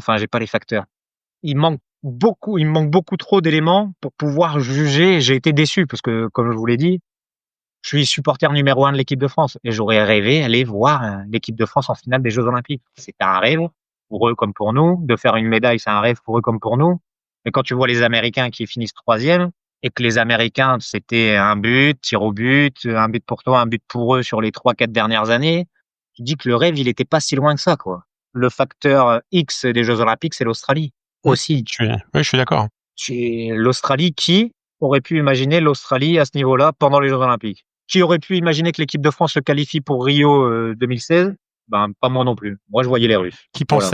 pensait que les Serbes allaient être champions olympiques en 2024? Pas beaucoup, Personne. hein. Fin de première semaine, les 2 finalistes finissent 4e de leur groupe quand même. Et c'est eux qui jouent la finale des Jeux Olympiques. Les Serbes, c'est réducteur de dire ça, mais ils ont joué une semaine et ils ont fini champions olympiques sur l'année 2024. Mais c'est exactement pareil qu'en 2016, hein. Si on regarde les Jeux Olympiques de 2016, ils sont très contents de finir 4e de la poule parce qu'à un moment donné, ils sont out. Ils font nul avec la Hongrie, je crois la Grèce, ils perdent le Brésil et ils sont grandement menés par le Japon. Et en fait, après, une fois qu'ils passent, ils éclatent l'Espagne en quart, l'Italie, ils mènent 6-0 contre l'Italie, il y a pas de match. Et puis, ils dominent la Croatie comme ils l'ont fait là, de la tête et des épaules, et de deux tournois complètement différents. Non, mais nous aussi, on est supporters de l'équipe de France. Hein, on n'est pas évidemment qu'on est supporters de l'équipe de France. C'est évidemment que, en fait, ça fait drôle parce que c'est la première fois presque qu'on a des regrets parce qu'en fait, on a eu des attentes. On n'avait pas d'attentes avant. On avait les attentes, c'était de participer. La victoire, c'était de participer. Et en fait, ils ont suscité des attentes. Et ça, c'est formidable parce qu'à mon avis, là, on est en train de rentrer, je pense, dans une espèce de période où il y aura peut-être certainement un peu moins d'attentes. Mais je voulais avoir ton avis là-dessus. Tu nous as dit quelque chose tout à l'heure que tu as arrêté de regarder du polo pendant une période donc entre la finale des Jeux et je sais plus quelle période. On dit en rigolant, mais on rigole pas tant que ça, que si tu passes 2 ans ou 3 ans à pas regarder un match et que tu reviens, tu comprends plus rien avec le changement des règles. Il y a eu tellement de changements de règles en si peu de temps. Il y en a encore, hein, puisqu'on va passer donc, moi, le changement de bassin, ça me dérange pas, mais on va passer maintenant de 30 secondes à 28 secondes en attaque et tout ça. Moi, j'avais parlé d'un manque on savait pas vendre notre sport au niveau du marketing et que, on pensait que changer les règles, ça allait pouvoir offrir une visibilité supérieure, parce que je pense que c'est un leurre. Qu'est-ce que tu penses par rapport à ça? Moi, je pense qu'il faut arrêter de changer les règles tous les 2 ans, simplement. On a tellement de gens qui viennent à la piscine pour voir un premier match de water-polo, comme tu l'as dit, ils peuvent venir en 2020 voir un match, ils reviennent en 2025, ils comprennent pas. Mais ça dépend pas de la FFN, ça dépend, enfin voilà, c'est ceux qui sont à World Aquatic, ceux qui sont à European Aquatic qui décident de ces changements de règles. Je vois pas quelle évolution ça va permettre. Ouais, ça va peut-être le 25 mètres, ok, ça va peut-être faire plus de buts. Et encore, pendant 20 ans, il fallait pas jouer en 25 mètres et maintenant le 25 mètres, c'est la solution. Ce qu'il faut pour fidéliser les gens, c'est que la personne qui voit quelque chose, le rugby, il y a 1 ou 2 légères modifications par rapport au règlement d'il y a 30 ans. Au football, c'est pareil, le hors-jeu, la goal line.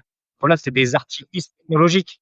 Je pense qu'il faut ajouter ces artifices technologiques peut-être dans notre sport, sur la goal line, ça a une vraie incidence, sur la VAR par rapport aux brutalités, sur les derniers championnats du monde. Il y a quand même pas mal de matchs où il y a des brutalités, même aux Jeux Olympiques, où il y a pas mal de brutalités qui ont été données suite à l'intervention de la VAR. La goal line technologie, c'est pareil, on peut pas mentir, le but il y est ou il y est pas. Après, de changer même pour nous, en fait. Les joueurs vont s'adapter ultra vite parce que c'est les joueurs qui vont s'adapter au règlement ultra vite, mais vraiment plus que les coachs, plus que les arbitres même, qui vont trouver les petits artifices qui vont faire en sorte que, voilà, cette nouveauté du règlement, on peut essayer de trouver ça parce que c'est facilité comme ça. Mais pour fidéliser les spectateurs, pour fidéliser les téléspectateurs, pour fidéliser les partenaires, un partenaire à Aix-en-Provence où il y a 2000 personnes qui viennent dans les tribunes, il peut venir en 2024, en septembre, il va revenir en 2026. Pourquoi c'est le coup franc, avant, il avait pas le droit, avant, tu avais le droit, et pourquoi, et comment, et pourquoi c'est 28, pourquoi c'est pas 18? Tu passes ton temps à expliquer aux gens ton règlement, en fait. Plus qu'à devoir parler c'est des beaux athlètes, les mecs qui s'entraînent 2 fois par jour. Je parle plus dans notre sport, aujourd'hui, du changement de règlement que de la qualité des joueurs professionnels et des vrais athlètes que tu développes, à mon sens. Et on peut pas parler du règlement. Plus que des athlètes, plus que de Marseille qui a joué la Champions League et qui, j'espère, gagnera la Champions League un jour. On peut pas, en fait. On peut pas communiquer sur un règlement pour moi. Oui, je suis 100% d'accord. On va aborder un autre sujet, un peu moins joyeux. Donc, on a depuis 1 an perdu, notre water-polo a perdu 3 clubs. On a eu Tourcoing, Noisy qui ont disparu pour Tourcoing, enfin ni pour Noisy, mais qui ont été rétrogradés par choix ou par obligation. On a Reims, donc on a eu Julien Hoffner la semaine dernière qui nous a confirmé que Reims, que c'était fini également. Douai a flirté à un moment donné, a été le premier à flirter avec à friser la correctionnelle et a été obligé de descendre aussi. Ce qui nous donne un championnat l'année prochaine pour le moment avec 8 équipes. On ne sait pas si Bordeaux finalement prendra la 9e place. Toi, tu vas être sur le banc de Douai. Comment tu vois t'as parlé justement, et je suis 100% d'accord avec toi là-dessus, sur la masse. Plus t'as la masse, quand t'as la masse, les écueils sont pas trop importants parce que quand t'as 500 joueurs, si t'en perds 5 ou 10, c'est pas grave. Mais quand tu en as 70 ou 80, ça devient très problématique. Comment tu vois cette évolution de notre polo et de son championnat élite qui se réduit petit à petit? J'espère déjà qu'en fin de saison prochaine, on sera 12. Parce que pour moi, tous les grands championnats européens ont minimum 12 équipes. Et à 12 équipes, tu fonctionnes. Tu peux monter Livry-Gargan, tu peux monter Mulhouse, tu peux monter Monaco, je sais pas. On s'en fiche, les conditions de bassin, avec pas de bassin, là, avec 25 mètres sur 20 mètres. C'est possible. Noisy a réussi à s'arranger pendant 4-5 ans alors qu'ils n'avaient pas tout le temps un bassin de 30 mètres. Je pense que tu peux pas avoir un championnat uniquement avec 18 matchs. Enfin, 18 même pas. 16 si jamais tu es que 9 l'année prochaine si Bordeaux monte, et peut-être 14, à savoir que Marseille, Strasbourg, pour des équipes comme la mienne, t'oublies, même si on va se bagarrer pour essayer de faire en sorte que, c'est-à-dire qu'au final, tu fais 10 matchs.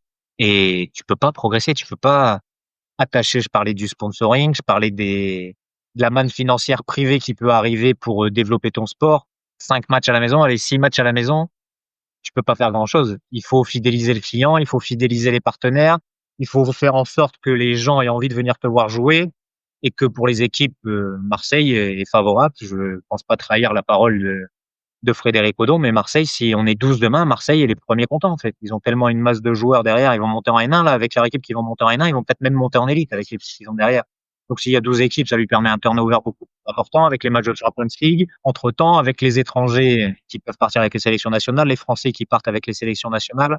Pour moi, 8 ou 9, c'est pas un championnat qui tient la route au niveau professionnel.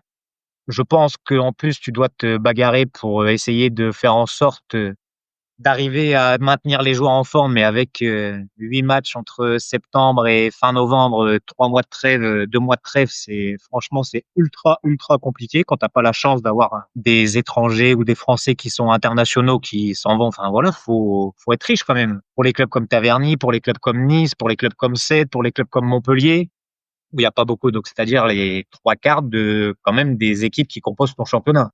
La moitié, C'est la moitié, dur. 3/4, ouais. Ouais. Ouais, c'est dur en fait. Et je suis persuadé, alors après, je suis persuadé que pour avoir vu un peu quelques matchs de N1, que ce Monaco a le niveau pour largement aller en élite. Alors oui, ils prendront peut-être 15 buts de Marseille. Et encore, Marseille, s'il met son équipe bis comme il y a 10 ans à Nice, ils n'arrivaient pas avec l'armada des Hollandais et des Slovaques quand ils venaient à Douai.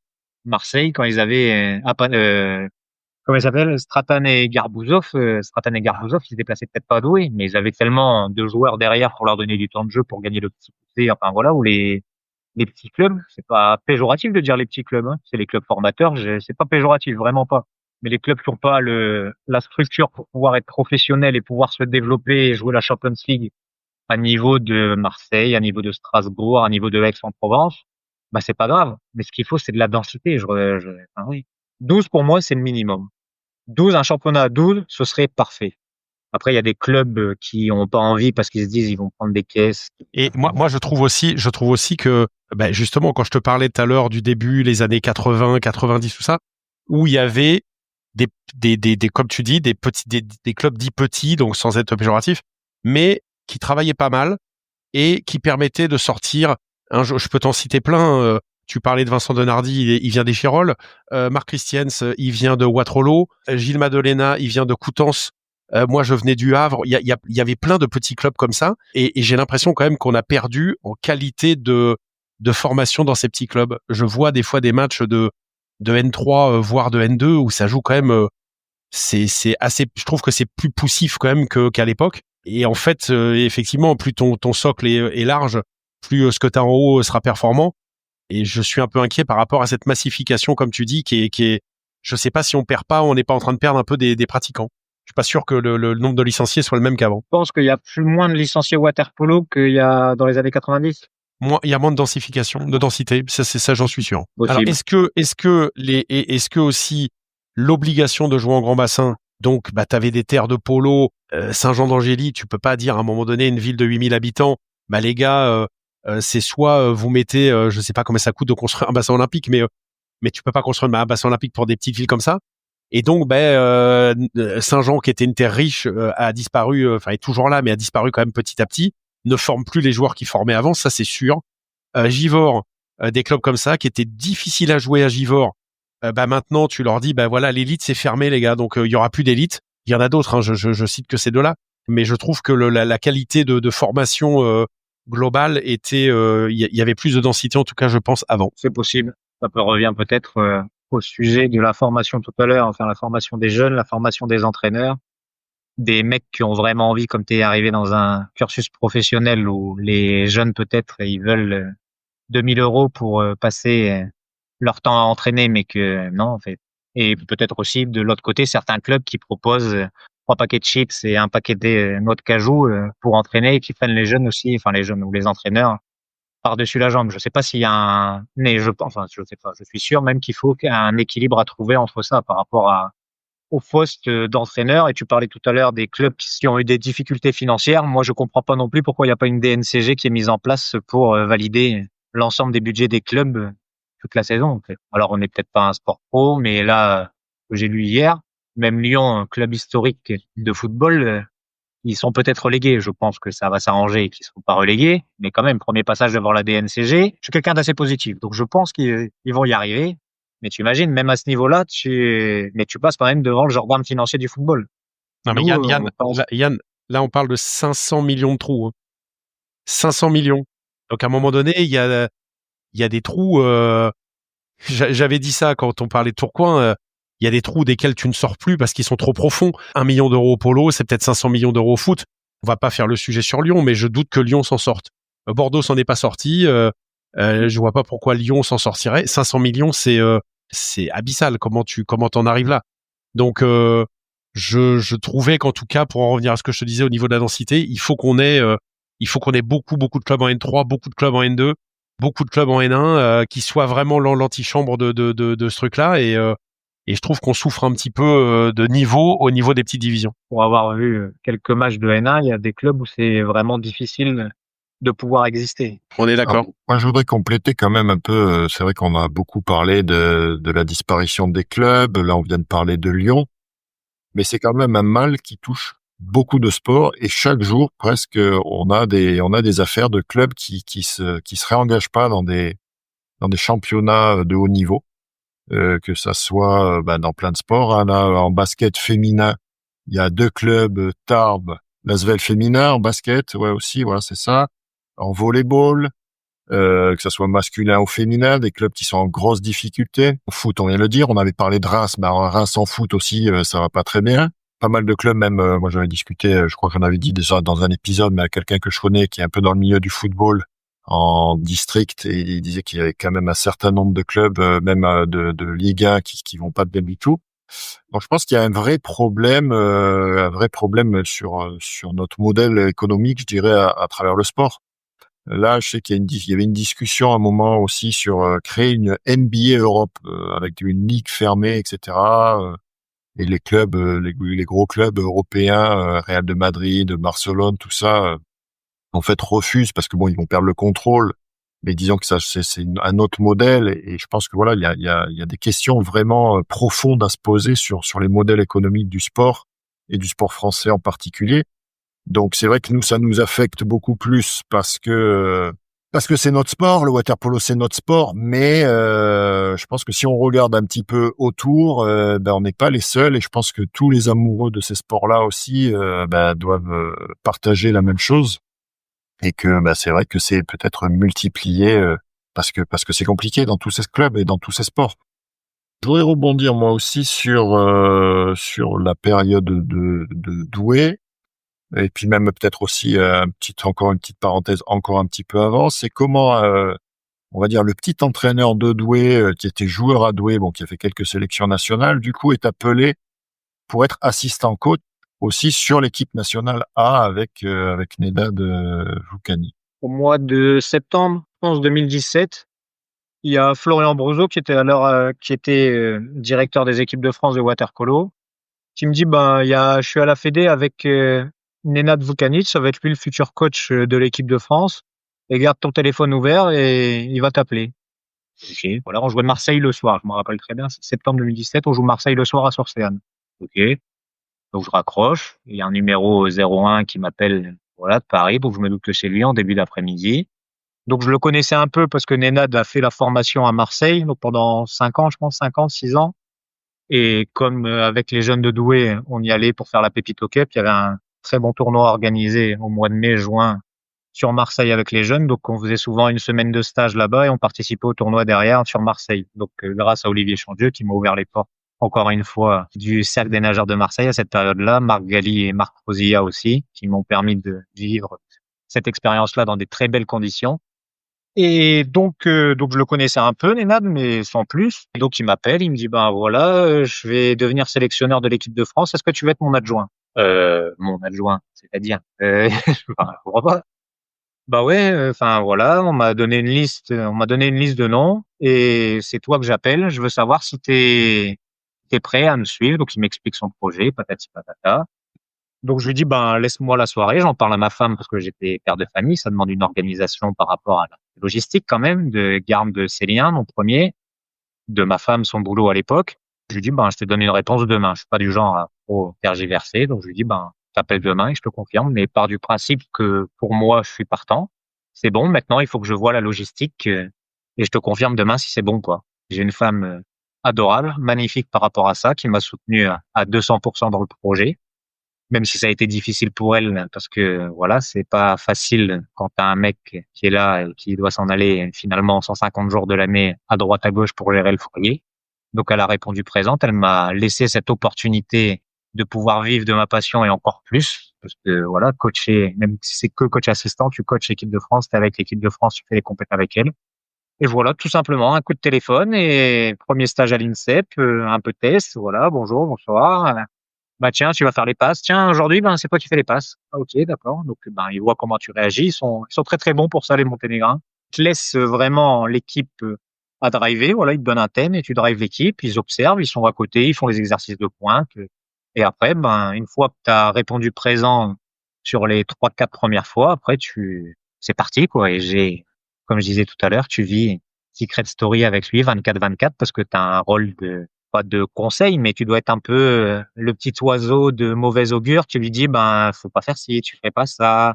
Il a sa décision, il a eu sa liberté pleine de décision, mais j'aimais bien lui dire, peut-être tel joueur, mais pourquoi on fait peut-être pas ça? Donc, je l'ai rendu fou, plus qu'il m'a rendu fou, parce que j'ai passé vraiment un merveilleux moment avec lui et j'ai gagné un ami pour la vie. Donc ça, parler d'expérience de vie, c'est génial aussi. Et ton meilleur souvenir en tant que coach et ton meilleur souvenir en tant que joueur? Mon meilleur souvenir en tant que joueur, t'étais là, Christophe, c'est quand on est les derniers médaillés quand même, à Tunis. Ça, c'est pas mal.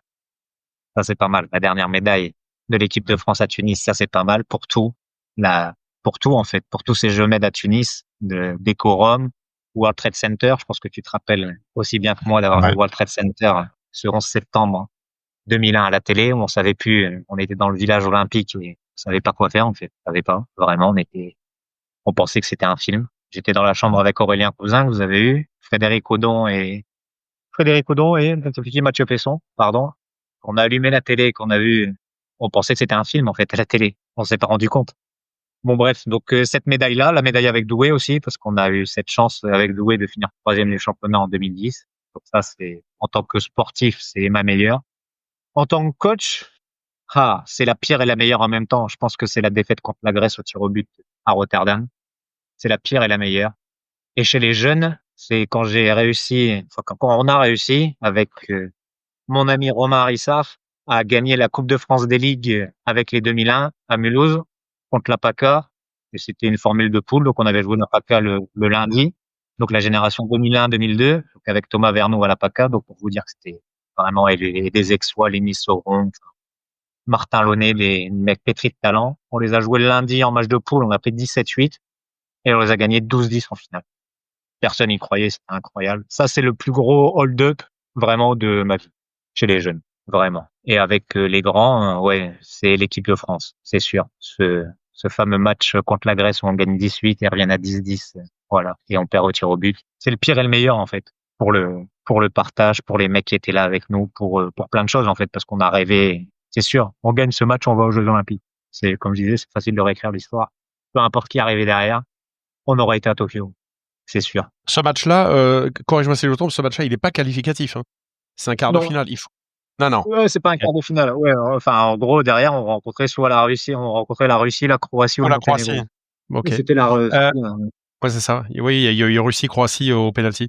Pour en revenir à Douai, quelles sont les ambitions du club la saison prochaine et les saisons à venir? Est-ce que c'est s'ancrer durablement dans cette division élite? Et quelles sont les ambitions du club et du coach? les ambitions du club pour l'année prochaine. Donc, les ambitions du président, c'est de rentrer dans les 6 premiers. Les ambitions du club, c'est de rentrer dans les 6 premiers du championnat parce que la 6e place est qualificative pour la Coupe d'Europe. Donc, pour la communauté d'agglo qui nous suit, qui va nous aider fortement financièrement l'année prochaine, enfin, voilà, pour les sponsors, pour les partenaires, pour essayer de faire un coup d'éclat l'année prochaine. Enfin, voilà, l'objectif du club, c'est de finir 6e. Ça va être compliqué parce que on a valorisé énormément 90% du groupe qui a fait ces 3 dernières années en N1 est reconduit pour cette année. On a 4 recrues pour l'année prochaine, dont un deuxième gardien. Donc, on a 3 recrues parce que ce sera un deuxième gardien. Moi, Jonathan Mazurier, qui est entré en équipe de France, sera gardien titulaire l'année prochaine. À lui de faire en sorte de rester gardien titulaire. Et donc, l'idée de Douai, c'est de rester un peu sur les idées de l'ancien club, en fait. Comme je vous l'ai dit, c'est Douai Water Polo. On a toujours fait la place belle aux jeunes qui ont commencé à apprendre à nager ici, à partir de 6 ans. Et les jeunes, quand tu commences le water polo à Douai, tu peux te dire que 10 ans après, 15 ans après, ton gamin, ton fils, qu'on le veut, il peut jouer contre Marseille, contre Thomas Vernou, contre Crouzia, contre, comment il s'appelle, Kalogeropoulos, contre Pesanovic. Tu peux, en fait. Donc, ce qu'il faut pas oublier, c'est que Douai a été très, très fort pendant 3-4 ans. On a fini 2 fois 4e, 1 fois 3e du championnat. Sinon, Douai, en règle générale, on est plus dans le ventre mou du championnat et on s'est bagarré souvent quand même pour ne pas descendre en 2e division. Ça, c'est la réalité sur, même si c'est pas le même club, l'ancien club qui a été fondé en 1897. Donc, sur 120 ans d'histoire, 130 ans bientôt, il n'y a pas de possibilité pour nous de se dire, on va être champion de France, on va se bagarrer avec Marseille et Strasbourg.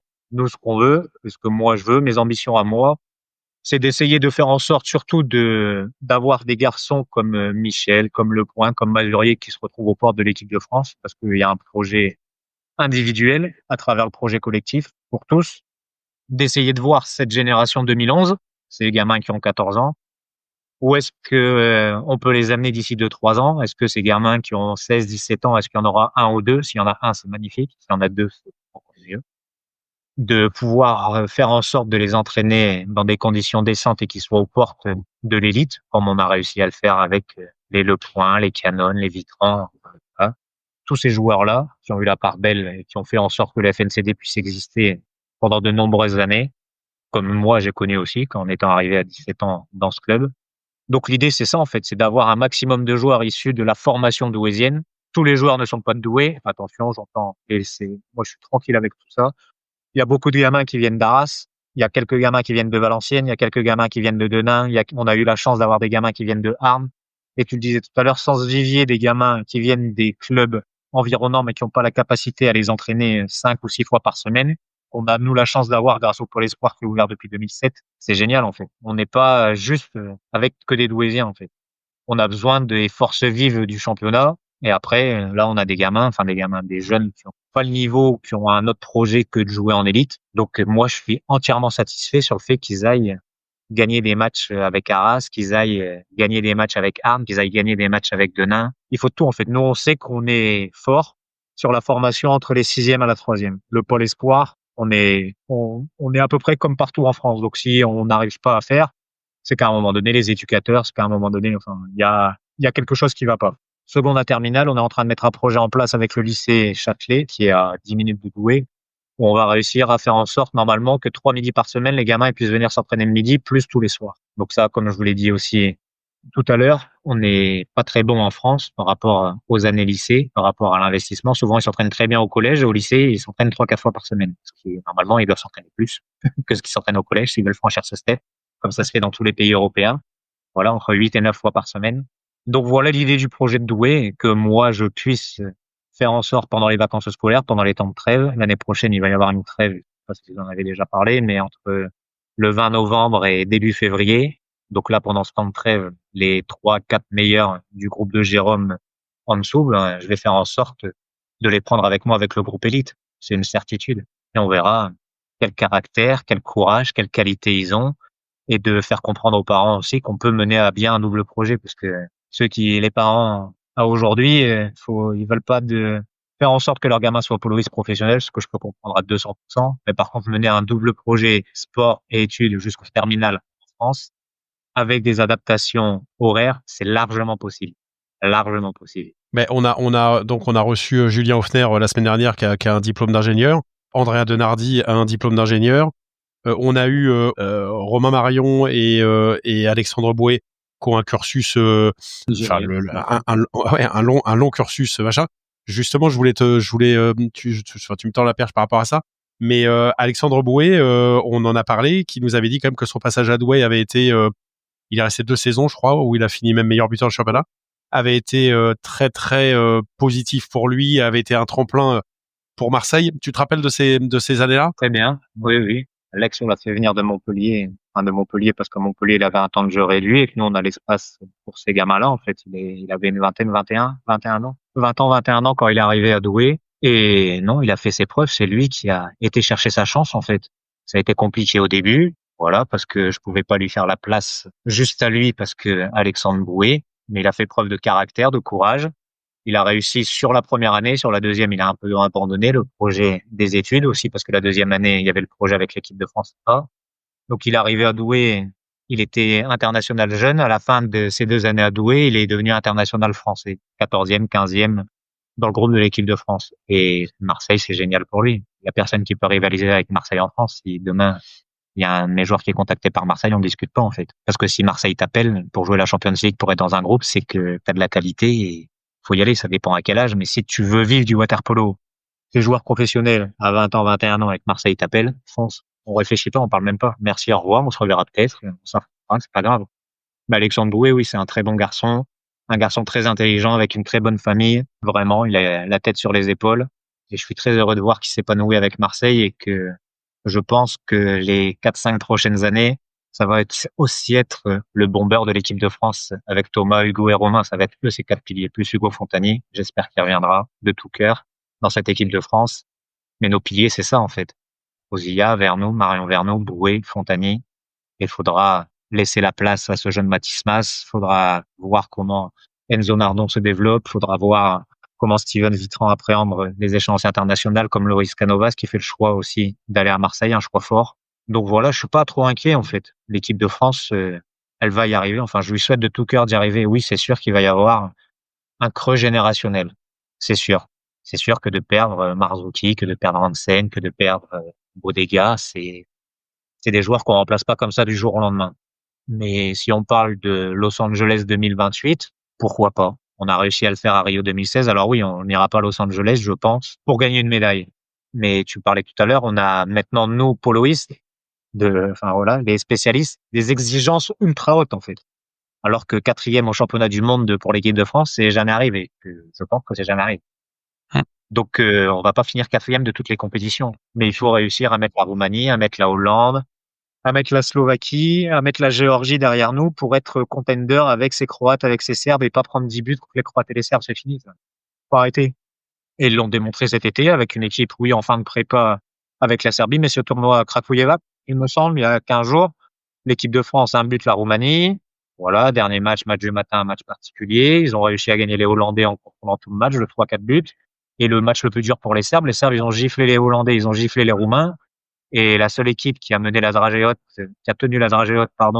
aux Serbes, c'est bien la France. Donc voilà, c'est possible avec peut-être 2-3 joueurs en plus à voir, je sais pas. Ça, après, c'est le sélectionneur. Est-ce que ce sera toujours le sélectionneur? Est-ce que ce sera un autre sélectionneur? Ça, c'est de la littérature. Est-ce que tu as, alors sans dévoiler comme ça, est-ce que tu as un jour l'ambition de plus être un adjoint, mais un jour lointain ou pas lointain, de prendre les A?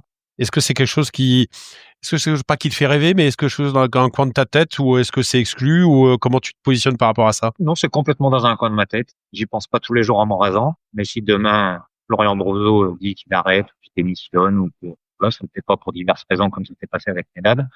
Je serais un candidat pour prendre la tête de l'équipe de France, oui. Parce que c'est un projet, je pense qu'il n'y a rien au-dessus de l'équipe de France. Je serais un candidat. Après, est-ce qu'ils voudront de moi? J'en sais rien. Mais en tout cas, s'il y a un appel à la candidature, je postulerai, c'est une certitude. Bravo, c'est bien d'afficher ses ambitions.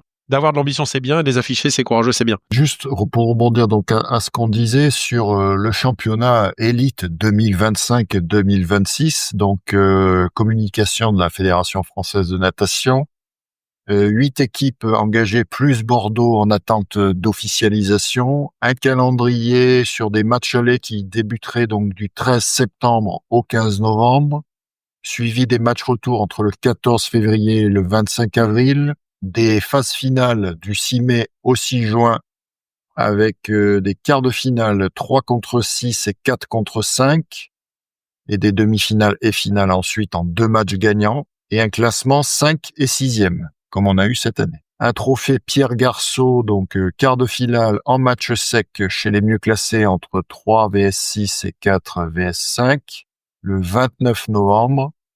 Et donc, une finale à 4 ensuite, les 6 et 7 février, avec un lieu à déterminer.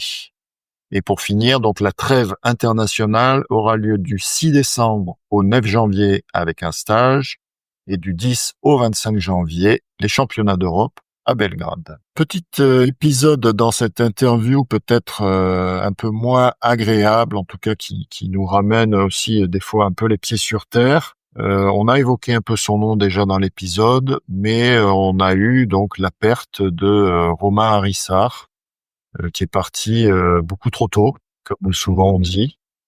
Et je crois que vous étiez proche, Yann. Voilà, nous on avait fait un post qui a été beaucoup relayé. Je m'étais appuyé sur une photo qu'avait publié le club, une très belle photo constituée d'une multiple photos pour reconstituer un portrait. Ça a été extrêmement relayé sur les réseaux sociaux. Voilà, si tu peut-être lui rendre un petit hommage avec quelqu'un qu'il connaissait bien. Et du coup, je te laisse la parole, Yann. Romain, c'est une personne que j'ai un peu pris sous mon aile quand il est arrivé à Douai au début des années 2000, parce que on avait des chambres étudiantes avec Arnaud Jablonski, Rémi Marcy, qui étaient des joueurs de water-polo de Douai à l'époque, et Romain Harissart qui arrivait en première pour faire son cursus de lycée à Douai. Et donc, on était un peu tous les quatre dans ce bloc de chambres étudiants juste à côté du lycée où ils allaient. Donc, j'ai une relation particulière parce que, ouais, je l'ai vu arriver quand il a 17 ans. Il a fait quasiment toutes les équipes de jeunes avec mon petit frère. C'est quelqu'un qui a aussi fait un petit parcours avec moi en tant que joueur de water-polo dans les années fastes du FNCD, aussi on a fait 2 universiades ensemble. On a fait une sélection en équipe nationale à 2. Et j'ai aussi partagé des moments forts avec lui en tant que coach assistant, parce que quand j'avais les équipes régionales en responsabilité, j'ai eu Romain sur les 2-3 dernières années en tant que coach assistant. Après, quand il y a eu le projet équipe de France, au début, c'est Mathieu Canon qui m'a dépanné pour mes absences à Douai. Après, Romain a vite levé la main pour dire, moi, j'ai envie de faire. Donc, c'est une belle personne, en fait. C'est souvent comme ça. Les cons, ils sont centenaires, et les belles personnes, elles s'en vont très tôt. C'est quelqu'un qui est ultra humain. C'est quelqu'un que tout le monde apprécie. Je connais pas quelqu'un dans ma vie qui m'a dit je déteste Harissart. Personne. Sauf peut-être ceux qui ont pris des buts à la volée sur lui, parce qu'il y en a beaucoup qui en ont pris. Mais c'est une personne formidable. Là, à l'heure où je vous parle, je suis dans le bureau de Douai. Il y a sa photo de la Coupe de France 2010 avec sa langue sortie à la Michael Jordan, comme il adorait les Chicago Bulls. Quand ça m'est tombé dessus, j'ai pas réalisé, en fait. Je ferme rarement mon téléphone. Et là, on avait enchaîné Tourcoing et Taverny la saison dernière. Donc, on était rentré de Taverny tard le vendredi soir. Et le samedi, je coupe mon téléphone. Je coupe jamais mon téléphone. Le samedi, je coupe mon téléphone. Le week-end de Pâques. Donc, je coupe mon téléphone et je me réveille assez tôt les matins. Donc, c'était 5h30, 6h. J'allume mon téléphone. Mon téléphone a sonné. Non, je comprends pas, en fait. Donc, je suis dans mon canapé, dans mon studio, dans mon appartement à Strasbourg. Ah, c'est pas possible. Enfin, voilà, des centaines de messages, vraiment. Des messages vocaux, des messages écrits, des WhatsApp, des centaines. Et je me dis, waouh, qu'est-ce qui se passe? Et enfin, voilà, tu te réveilles, tu es dans ton canapé. Et après, tu commences à comprendre, en fait. J'en ai encore des frissons quand je vous parle. tu commences à comprendre. Donc les frissons qui te montent partout dans tout le corps, vraiment. Et là, tu regardes un peu sur Internet, accident, tu comprends pas, donc tu peux pas appeler les gens parce que c'est 6 heures du mat, c'est dimanche de Pâques. Et là, tu réalises que lui, c'est fini et que sa femme et ses 2 enfants, c'est compromis en fait, parce qu'on n'avait pas le diagnostic exact pour Clara, son épouse, et pour ses 2 enfants. Donc là, tu te dis, ben, pourquoi? Comment? Tu sais pas en fait. Tu passes une journée où c'est le vide sidéral dans ta tête, c'est le vide sidéral. Et là où je suis heureux dans sa mort, c'est que je partage souvent des moments avec sa femme et ses enfants, avec Charles Walter aussi, son associé de tous les jours, et qu'à un moment donné, tu vois que ces personnes-là, ses enfants vont bien, sa femme va bien, même si, voilà, être veuve sitôt, c'est compliqué, mais elle fait tout pour que ses enfants s'épanouissent au maximum, de garder sa mémoire aussi, parce que il faut faire en sorte que sa mémoire perdure, parce que des mecs comme ça, il y en a pas des milliers. Vraiment, il y en a pas des milliers. Et c'est riche parce que tu te dis que déjà, il faut profiter que chaque jour fait, arrêter de se prendre la tête pour tout et n'importe quoi, parce que ça peut s'arrêter tout de suite. Et c'est bien que je revienne parce que j'espère à travers mon retour, je lui avais laissé, comme il me l'a dit, assez souvent un héritage ici à Douai. J'espère faire en sorte qu'on puisse retrouver des vraies ambitions sportives, une vraie identité club, pas qu'on l'ait perdu, mais que d'arrêter de se mélanger avec ancien, nouveau club. Franchement, moi, ça me fait chier. On va peut-être pas le dire, ça me fait chier.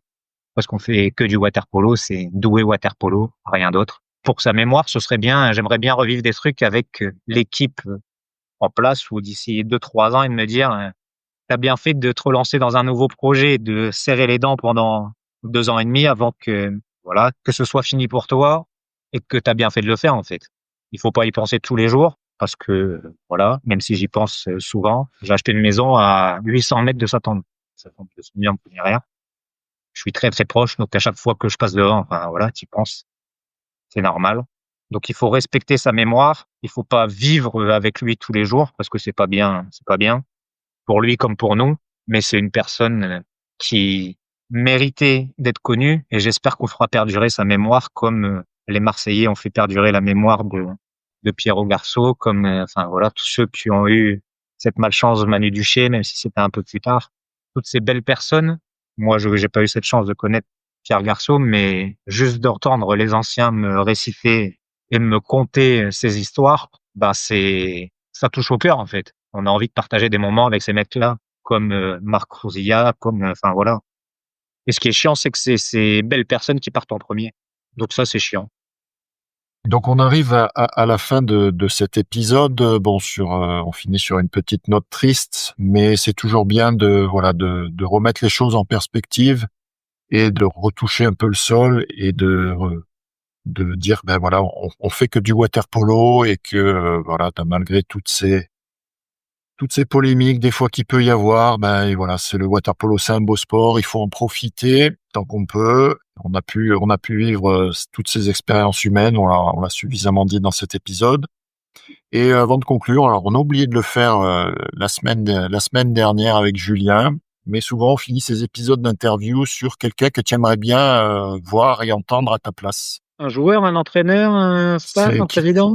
qui tu veux, voilà, quelqu'un que tu aimerais bien, voilà, que tu apprécies et que tu aimerais bien qui prenne ta place, qu'on puisse l'interviewer, lui poser des questions, des choses que tu aimerais savoir. Ah, j'en ai 2. Je dirais Romain Barnier pour l'aspect directeur sportif, montage des finances, comment il a développé ce Marseille Project, si on peut dire ça, en collaboration avec Paul et Monsieur Leschia et Frédéric Audon ou Andrea Perlenovic, qui parle très bien français, ne vous inquiétez pas.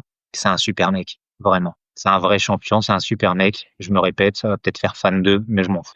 Je vais passer une année vraiment exceptionnelle avec ce champion. Eh ben, on essaiera de le contacter ou de les contacter et voilà, ils font partie de la liste de nos invités potentiels sur ce podcast. On touche à la fin. Ben, on espère que vous aurez appris plein de choses en compagnie de Yann Clé, donc ex-futur entraîneur de Douai. Donc une saison élite qui redémarre prochainement et on se donne rendez-vous encore mardi prochain pour un nouvel épisode. À bientôt. Au revoir. Merci, ciao. N'hésitez pas à nous laisser vos commentaires. Si l'épisode vous a plu, vous pouvez noter l'épisode, le partager et pour ne pas manquer les prochains, pensez à vous abonner. À très vite sur La Pointe.